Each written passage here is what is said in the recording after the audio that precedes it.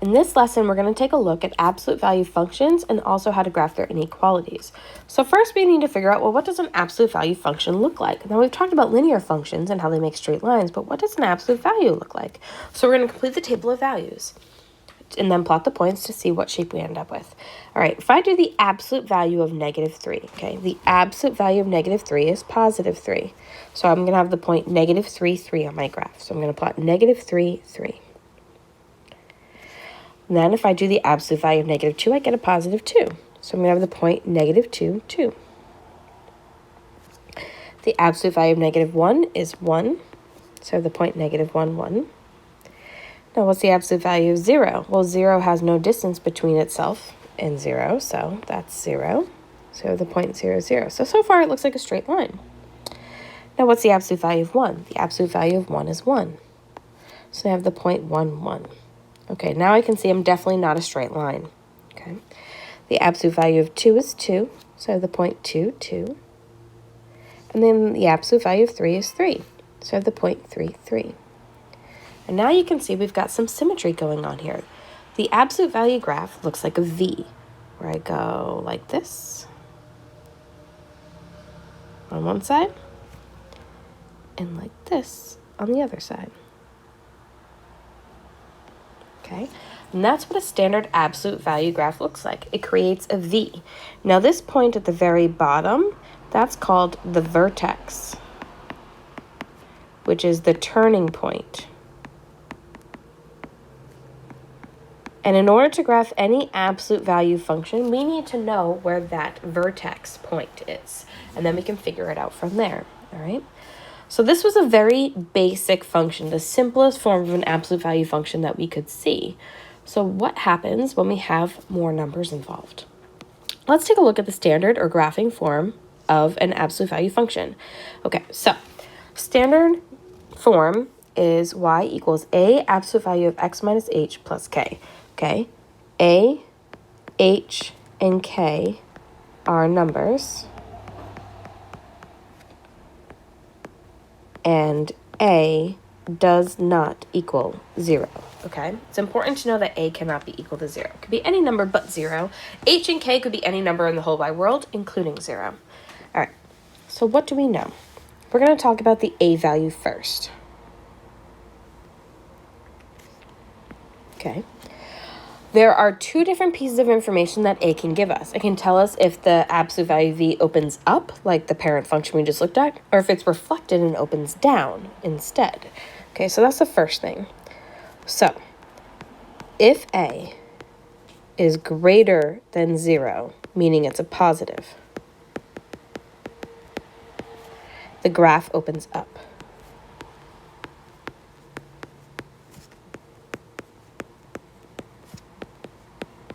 Meaning it'll go like this. Okay? So then the opposite, if a is less than 0 or negative,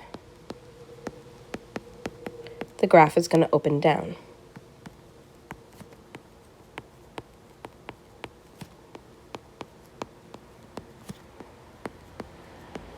So the V will look more like this. Okay. So that's the first thing that A tells us. So the sign of the number, the positive, negative, tells us which way it opens. Okay. Separate from that, we have this. The size of the number.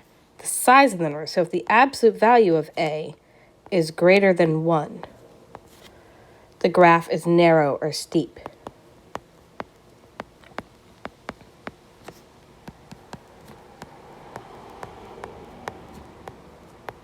So it's narrower or steeper.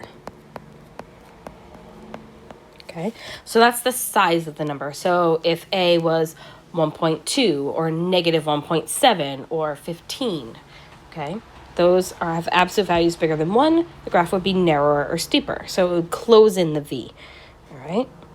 And then the opposite, if the absolute value of A is between 0 and 1,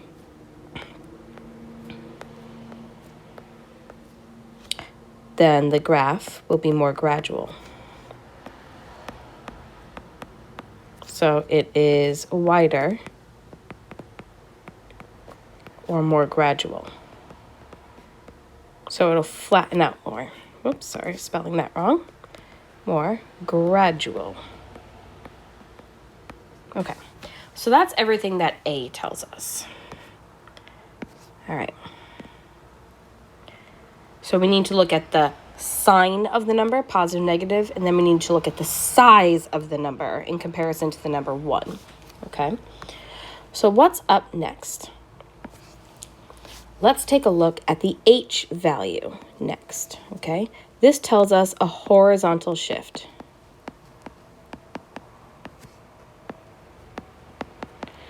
Since the H is in with the X and X is a side-to-side axis, we're going to move horizontally based off of this. Now let's be careful. Absolute value of X minus 3, okay? That's the absolute value of X minus positive 3. So that's going to go right 3. Because that gives me H equals 3. And then kind of the opposite of that, if I see the absolute value of X plus 3, that means I'm looking at X minus negative 3 to create that positive. So that means H is negative 3, and we're going to go left 3. Okay, so you're always going to be moving kind of counterintuitively. If you see X minus a number, that goes right. If you see X plus a number, you go left, and that's because H has the opposite sign from what you see. Okay, H has the opposite sign from what you see because the convention is it should say X minus a number. Okay, and then last up, we have these K values. All right, K values are going to be vertical shifts.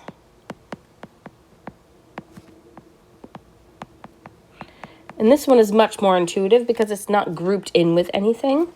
Okay, if you see something like the absolute value of X plus 2, that means K equals positive 2, and we're going to shift up 2 units. If I see the absolute value of X and then a minus 2 after the fact, that tells me that K equals negative 2, and we're going to shift down 2. Okay. Now, how is this important? All right. An important thing to note is this. The vertex is actually at the point H comma K, because it's telling us how the entire graph shifted, and normally we would be at 0, 0 to start off. That's where our vertex was. But if I'm going to shift, say, right 3 and down 2, that means the H value was positive 3, and the Y value, the K value, was negative 2. So I have the point 3, negative 2 for the vertex. Okay? In the next video, we'll take a look at actually creating graphs and then also thinking about how can they change if we want to do an inequality instead of an actual function. See you there.